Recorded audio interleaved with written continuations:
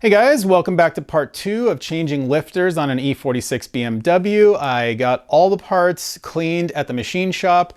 I have repaired the hole on the valve cover. We're all ready to go back in, so this video is going to be about the reinstallation and the final startup. So let's get started. In order to put your engine back together, you're going to need a set of timing tools. You can get this set on Amazon. I'll throw a link in the description. So as you see, I got the parts cleaned at the machine shop, all the caps cleaned. Got the cams cleaned. I should have done this the first time I rebuilt my engine. I just forgot to bring it to the machine shop. They would have just cleaned it as part of the engine cleaning. Oh well, but I got it done this time. Wasn't that expensive. I don't know, 25 bucks or something. Yeah, I also got the vanos unit cleaned as well. Boom, right there. And what I did for this was I actually disassembled it and I took the pistons out. I didn't, the pistons have the seals on them, so I just left those aside. I also removed these solenoids right here, this guy and this guy.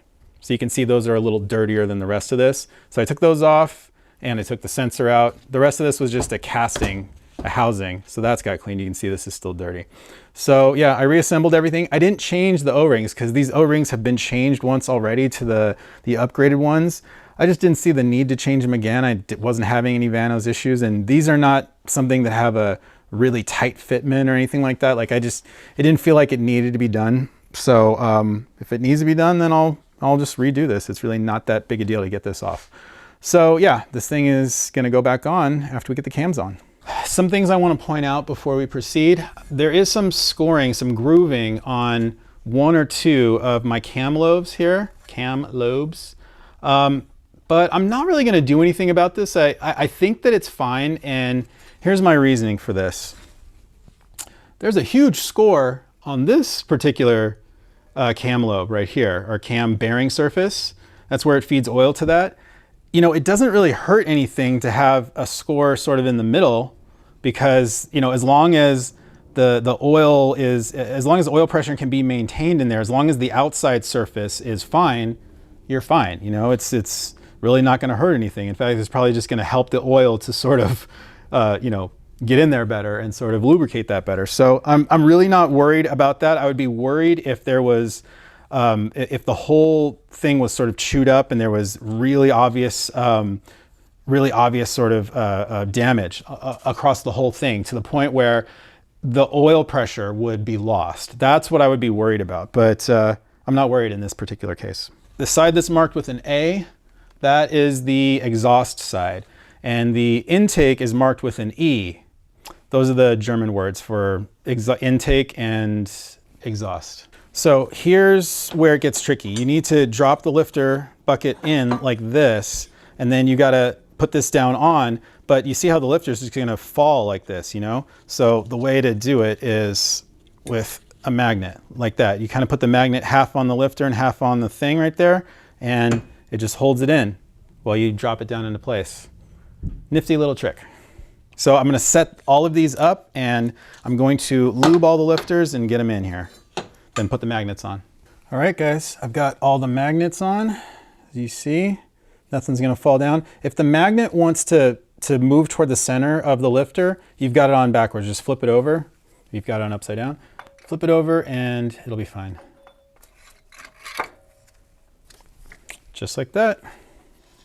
You might have trouble sitting this thing in to the little locating dowels where it goes. They're on this one and this one, number 2 and number 7, I guess. So I've got the one side in. There's the second side. See, it has to snap down and it has to fit flush. So make sure you've done that first. All right, now I'm gonna do the other side. All right, here's this one.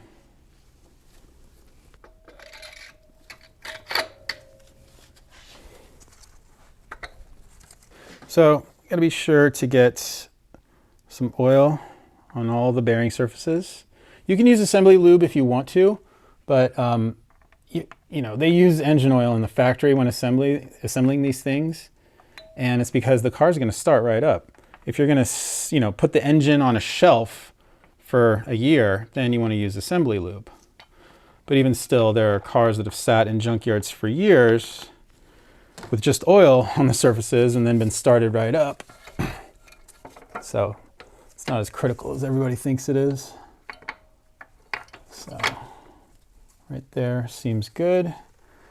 If I remember correctly, it was this one where, you know, we kind of, it honestly doesn't matter. You can choose any of these, whichever one's pressing down, that's where you would, you know, get it down first. So, and the cams are also marked. They have the A and the E. Let me show you where that is on the back. So the A right there for exhaust, the E's on the other one. So it's on the back.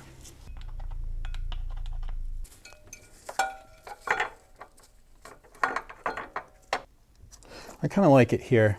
We'll kind of do these two because this one is sort of pressing down right here and this one is sort of pressing down right there. So I can just sort of do these two at the same time and that'll just sort of press everything down very nicely. Again, you can do you could do it any way you want. It's just whichever lobes are the ones that are pressing down, those are the ones that need to be screwed in first. And it probably is best to do ones that are closest together. Like I could have done, I had it in an orientation where these were pointing down like this, but then this one was sort of pressing down in the back and that would have been two way on the opposite sides and I didn't like that. I'd rather have the two that are pressing be sort of right here or one that's pressing be as close as possible to here. So in this case, it's this one and that's fine by me. So I'll basically do these two. So the caps are all numbered, and if you remember, we could read them in this orientation, but you can tell which orientation that is because this one has the ridge on it and that one goes in the front like that. So just match all the rest up, start with 1, go to 7. So A is for exhaust. Hit it with a little lube and drop it in.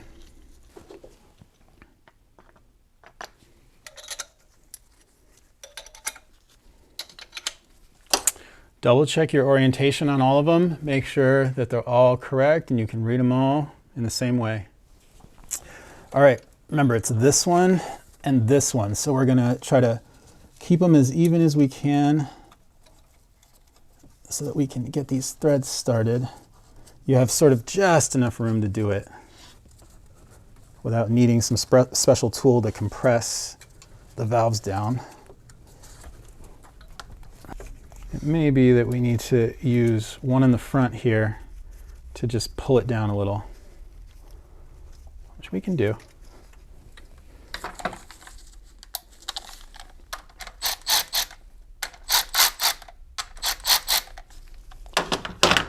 Just a smidge. See? There we go.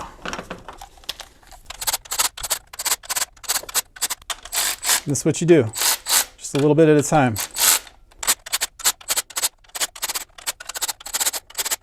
I'm looking at the bottom right here where it touches, and that's how I'm telling how even they are.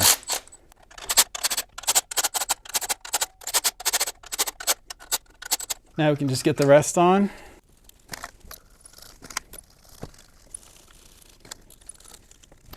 How easy is that, guys? It's pretty easy. I'm going to tighten these ones down and then we'll torque them all at the same time. So we'll try to get them started wherever we can. I can tell it's sitting up a little more this way. So maybe what we'll do is we'll use this to sort of pull it down a little bit.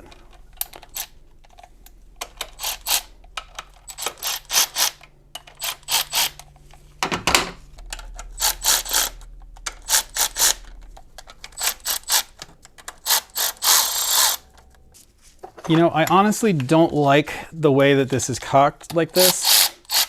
Oops. So I think I'm going to reorient the camshaft. Make it a little easier on myself. What happened is this got a little wedged down like that. So let me reorient this. So I've reoriented the cam just a little bit so that I guess E3 and E5 are the ones that are pressing down. I think before I had it at E6 and E4, and it was just a little difficult, so I've changed it to these ones right here. I think it'll be a little easier.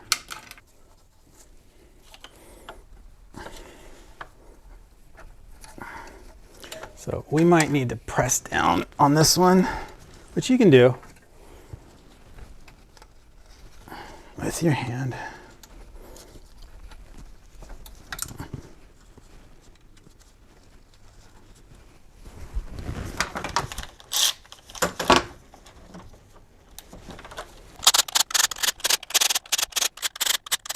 So guys, it's actually been a couple weeks since I took this thing apart. I actually don't remember what orientation the engine is in. I remember I had it sit at top dead center and then I moved it, and I just don't remember where it is now. But I need to know the position of the piston in cylinders 2 and 4, because those are the ones that I've chosen on both cams actually to press those valves down. So I want to make sure those valves are not going to contact the piston. I want to make sure neither one of these are at top dead center. So I'm going to take out the spark plugs. See where we are. I can feel that's low. That one's even lower. So that one's a little higher. It can maybe go down slightly. See, that's the wrong way. When you do this, hold the engine chain up. See how that's going down just a little bit? That one's coming up a little bit.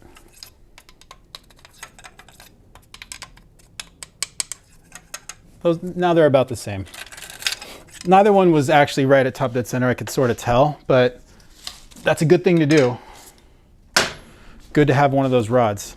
All right, now we can continue the rest of this.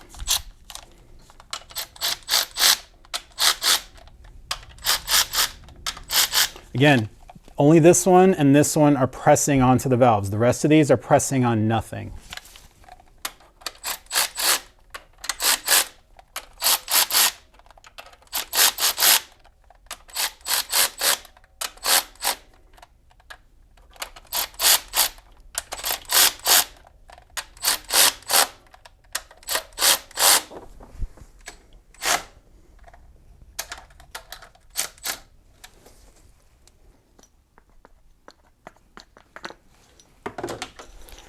More lube. You know, I think I was having more problems getting this one started. I had to push it down because this thing is not perfectly seated down in the front here. It's just maybe slightly bowed. When we draw it down with the bolts, it'll be pressed flat and everything. So, you know, you might have to adapt in these kinds of situations. But it's totally possible. You know, you can press those valves open with your hand. Just lean on it with your weight. Wasn't a big deal. So the torque on these is going to be 15 Newton meters. I'm going to start in the center and then work my way out from there.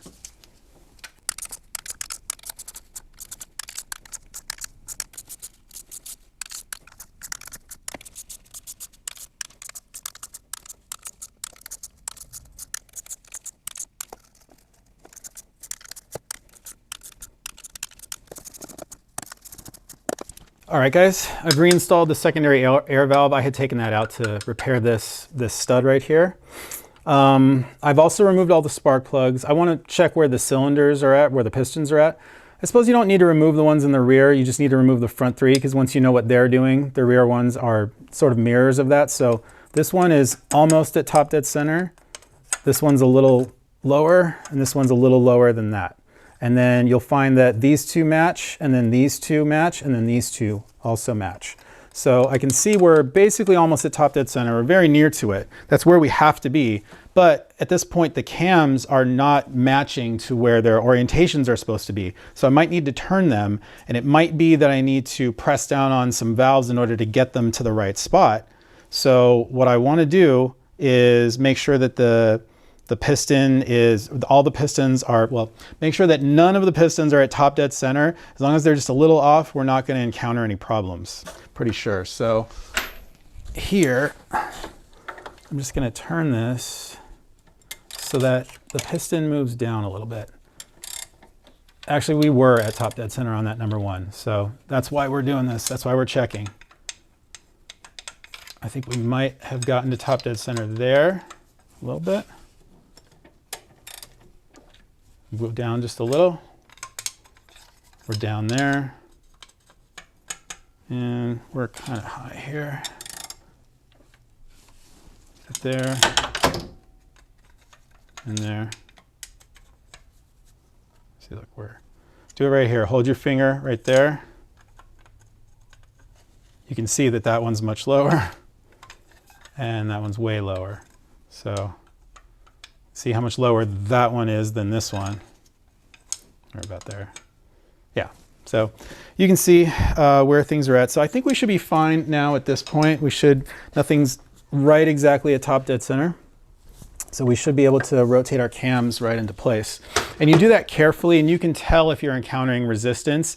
If one of the valves is hitting the piston, it's going to be hard. You won't be able to turn the camshaft. So you don't want to crank it, essentially. You'll need to adjust the camshaft or the piston, the crankshaft, in order to get there.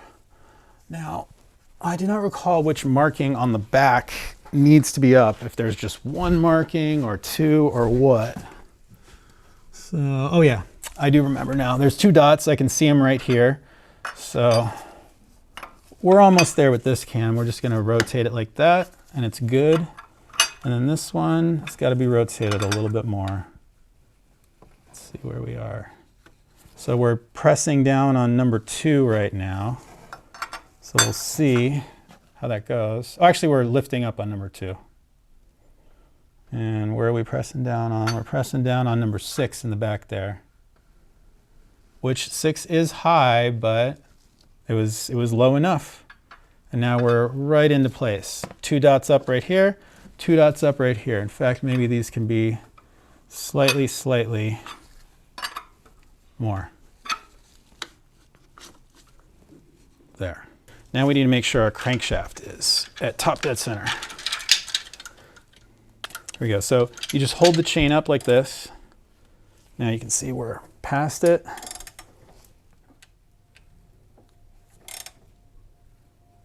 Almost. We're basically there. Yeah, we're about at top dead center. So we'll put the chain like that. We'll loop it over this, kind of leave it there. And now I need to do some disassembly. I'm gonna actually need to not take this all the way off, but I'm gonna need to take the intake off right here and possibly this shield back here and just kind of get a clear passage down so I can slip the locking pin in. So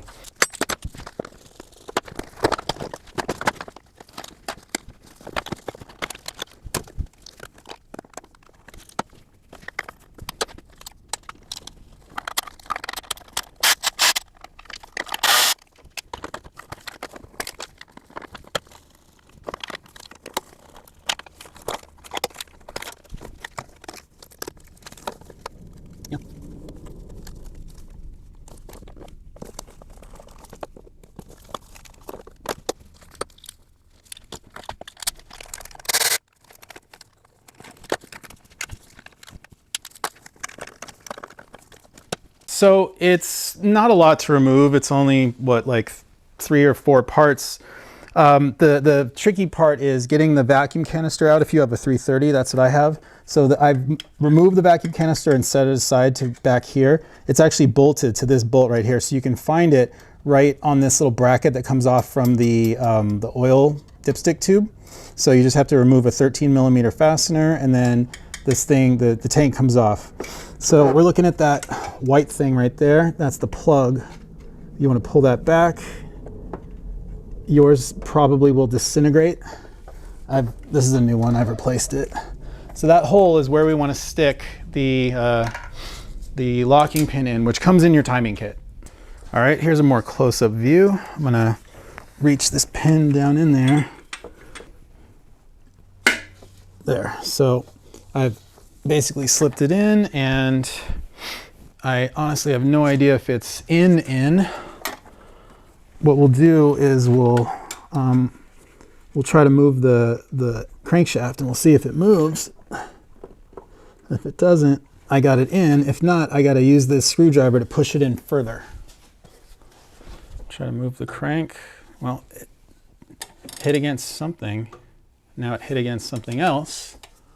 So, I mean, I think I have it in, but there's honestly a lot of travel, which is slightly disturbing to me. Yeah, okay, it slipped in. I felt it there. Yeah, it's in. I had pulled it out slightly, and I felt that now I was able to turn the crankshaft. So I turned it back until I could slip it in. So it's in. So this is perhaps a better view of it, but you guys can see. It's in there, it's locked. One more visual indicator that your cams are correctly aligned is the lobes on the number 1 cylinder point at each other like this. They point up and towards each other. The timing tool kit, it comes with these jigs. You slip these on the back of the cams here. Oh yeah, you got to remove those rear studs, I forgot.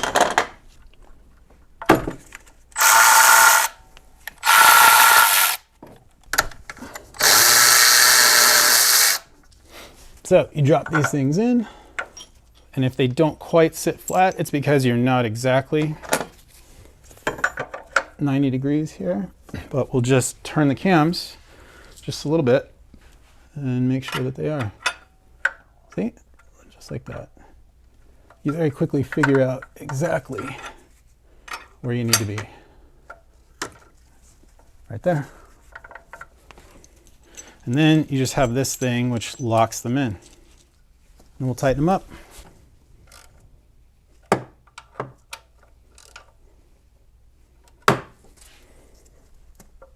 And your cam locking plates are on. All right, we're gonna start getting all these pieces back on. This sprocket goes on first. There's a little arrow right here, which is going to align with the top of the cylinder head. So your chain, if your chain's falling down in there, you can use a magnet to pick it up, but it should be pretty easy. And it's not gonna fall off the bottom oil pump sprog because there's a little shelf that's preventing the bottom of the chain from falling, which is great. So this is way out of position. So we're gonna turn it. And I got it. So basically you want to pull tension on this side. That's the tension. This side is where the chain tensioner is going to be. This side is the fixed side. So you pull it up like this, and then you make sure that the arrow is pointing right at the top of the cylinder head. So that's where it needs to be. We're going to get in the lower guide. Put that guy in. You get the long bolt up in the top here. I suggest, leaving the bolts out when you put this chain guide in, because this lower bolt is very short and it could pop off and fall down into the engine. So you don't want to do that. You want to put it in and screw it in at the same time.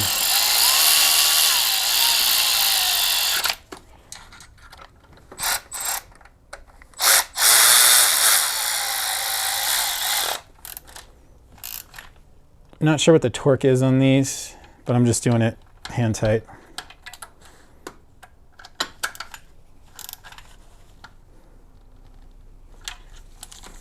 We can put these studs back on now. The side with the, well, they're threaded differently on both ends, and the side with the rounded portion goes out. These are 12mm fasteners, and they get torqued to 20 foot-pounds, which is, or 20 newton meters, which is 15 foot-pounds.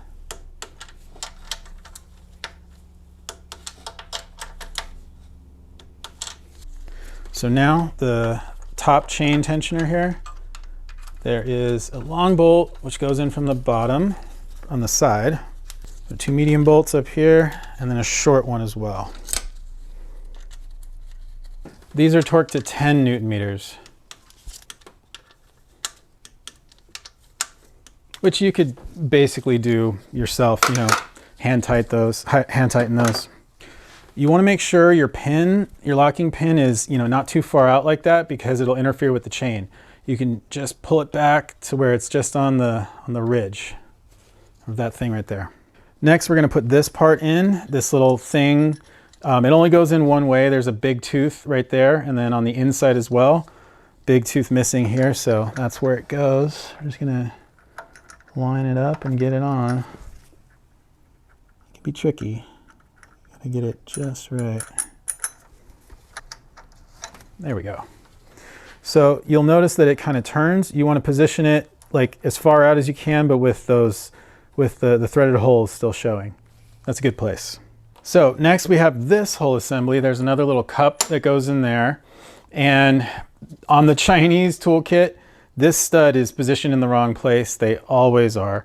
And I needed to cut mine off in order to make this fit, which you can do. You just sort of kind of cut it in half roughly. That's good enough. It'll give you the right position. If you don't want to do this, then just when you take these off, make sure you keep them together. Don't remove the chain and everything. Just set them down together. Get our thing positioned kind of in the right place. Look at that, I got it. First try, excellent. So we'll pull our stud out here, our little cup out. Kind of pull them out so that the teeth are right at the starting place right there. Now we can put these studs in. They have the Torx on them, Torx head. We're not going to tighten them down, just get them threaded in. Now we're going to put the chain tensioner in there. So you see it has a center stud. That's what you're going to use to tension the timing chain. So first we thread the outer thing in, and then we thread this one in until it's just kind of hand tight. So I got to give it the old reach around here. It doesn't need to go in all the way. So now you see we're pulling tension on the chain, or putting tension on the chain. Yeah, just get it to the point where you can't really tighten it anymore by hand and you're good. So yeah, this one goes as far as it can there, and then this one goes right about there. You just want to see it sticking out a couple millimeters. Next we put on this spacer. Oh yeah, spacer goes there. I can tell which side this was on originally because you can see the outline of this kind of open area. So that one had more like oil soaking into it right in those spots. This little spring plate, the F goes out so you can see it. And then you got this guy, this little guy, and this one also should have an arrow on it, which is right there. And that again points at the top of the cylinder head, like that. Then our bolts go on, nuts go on. Next we have this spring plate, and this is, you can kind of tell when you look at it that in the areas between where the holes are here, it's actually bowed and it's pressing this way. So that's the way that it goes, where the bow is pressing in, because it's going to actually press things in. Like that. All right, now we can take the chain tensioner pin off. So we want everything to be loose. Nothing should be tight at all right now. So we'll keep it like that. Everything's loose, loose, loose. Okay. Now we're gonna slip on this alignment jig, and you gotta make sure you remove your vanos gasket. That should go right about here. So we just need a couple of nuts here. And then this stud for right here. So you want to make sure when you're doing this that these cups are, they're a little too far out, and you want to make sure the jig pushes them into place where they need to be, positions them. If they're too far in when you start, there's no point in using this jig.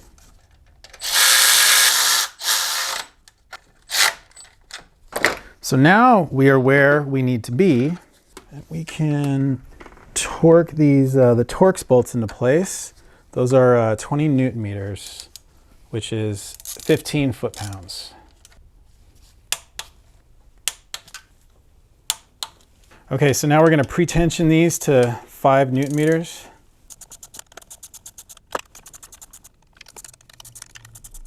And the final torque on the other nuts is 10 Newton meters, which is about 7.5 foot-pounds.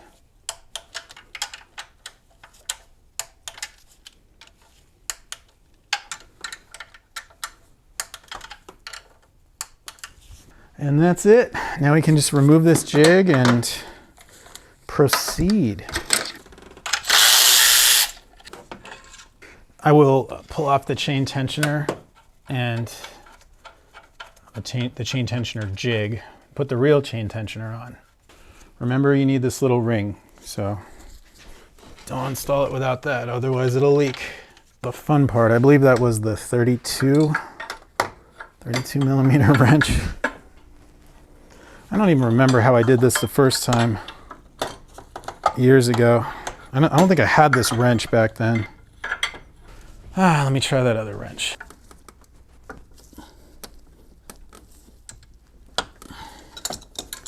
Just whatever works. All right, let's get the vanos on. New gasket.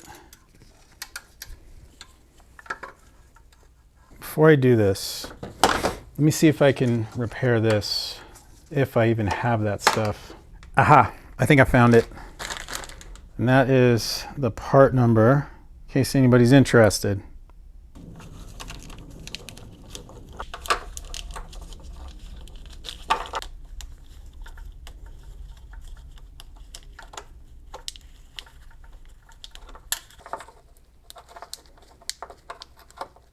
Okay, good enough. So we're all repaired right here. Let's get our vanos back on.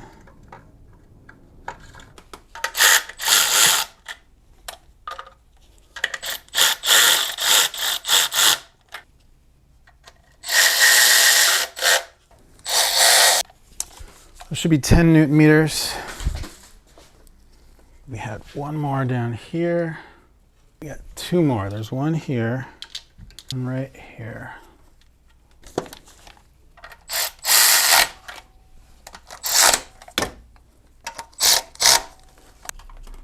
Which I pretty much had already.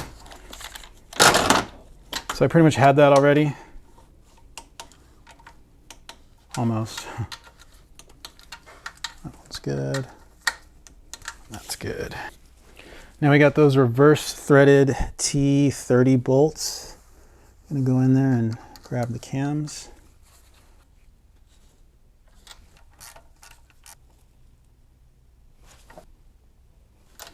So these are 10 Newton meters, and you could really just do this by hand.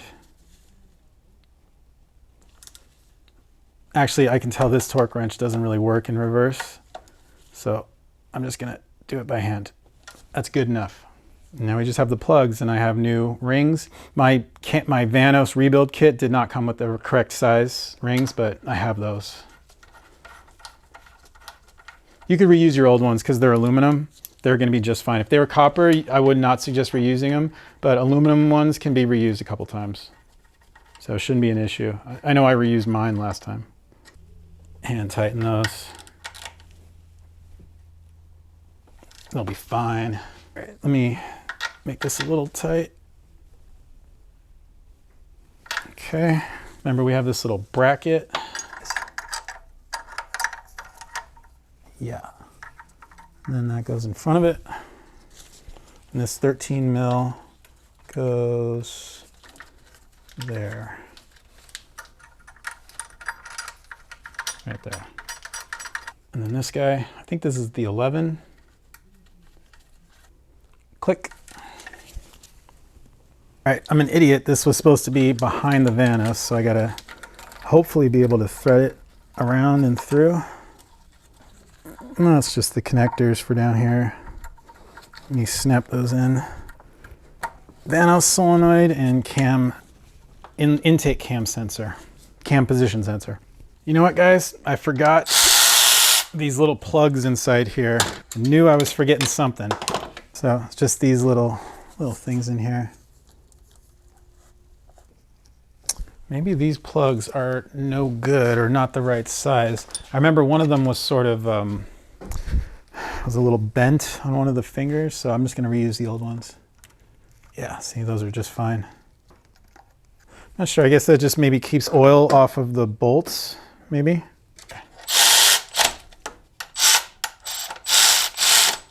So, my banjo bolt for the oil line down here on the Vanos has copper crush washers on it. Shouldn't. Should be aluminum crush washers, they're a little better. And I have this kit that I bought off Amazon. If I can find it again, I'll link it down in the description. But this is where I got the crush washers for here as well. So it's really nice to have this kit. It's come in handy. So one goes on first, goes in there, you slip another one on here, and you put it back on. Do not know what the torque is. I think it would be difficult to do anyway unless you remove this. So use your best judgment. That seems good to me. Let's snap this connector in. Boom, good there. All right, as you see, I've removed the locking plate from the back here and reinstalled those two studs. I've also reinstalled this little splash plate. We are ready to put the valve cover back on. So if you've never replaced your valve cover gasket before, it's going to be really hard and kind of stuck in here. Make sure when you're prying it out, you don't pry this way because you're going to break the little shelf on the inside of here. So you want to pry it out this way. Dig your thing in there and pry it out this way. Mine is somewhat new, so it's easy to come out. You should change it every time. I think mine was leaking because I had pulled this off at one point for something and I didn't change it. As you see, I stick some RTV in here to kind of help hold it in place. I'm just going to leave my old stuff in there. Keeps the gasket from falling down when you turn this thing over.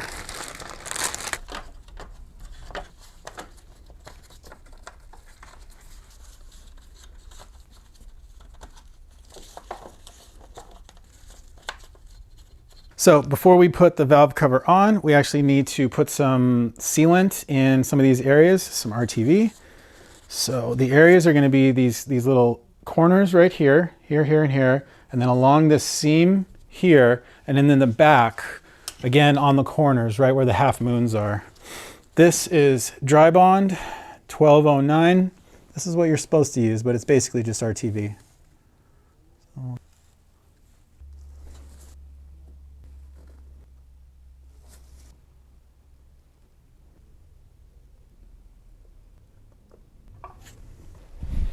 Okay, now we can tip this into place.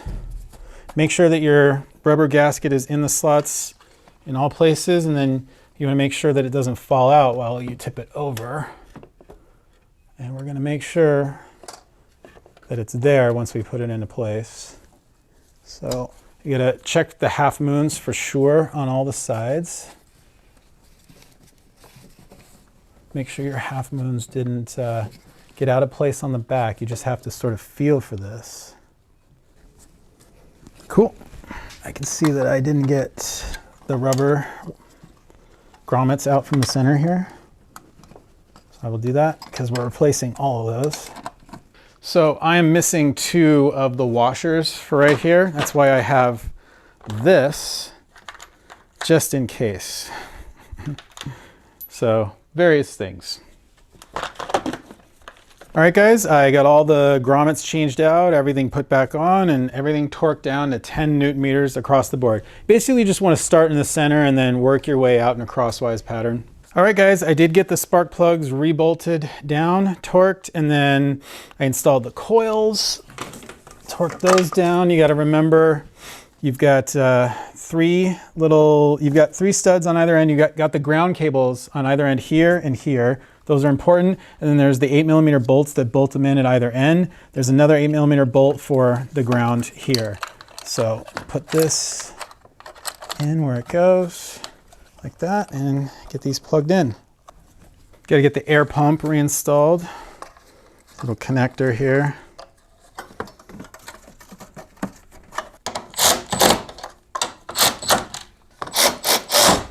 You know, I have an extra nut here. I don't know what it's for. I think I found it down laying over here. It might be old and I might have replaced it already or something. I know what it is. It's for here.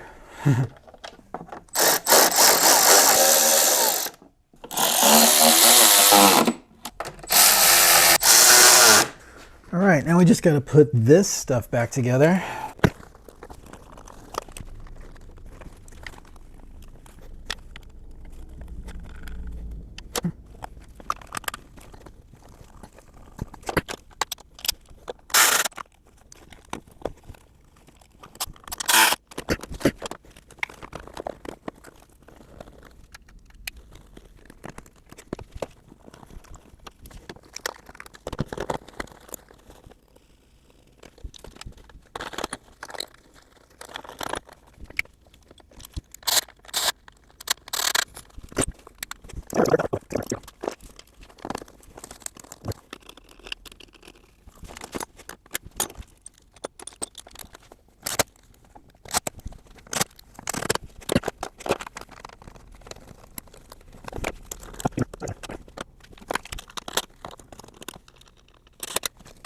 Alright guys, it is time to start this beast up. It's going to sound really loud and diesely for quite a while. I really am going to have to go for a drive, but let's just make sure it starts up. Yeah,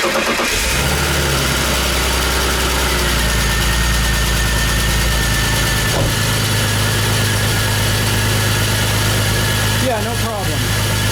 Oh, actually, it kind of quieted down pretty fast. Yeah.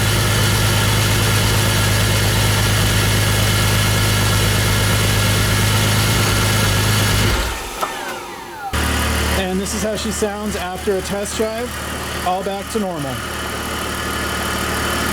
Well guys, that is another job well done. The thing starts up and she actually started purring real fast, which was really nice. Usually it takes a little while to kind of, you gotta run it, get it up to, get the oil temperature up and get those lifters pumped up, but they were pretty good.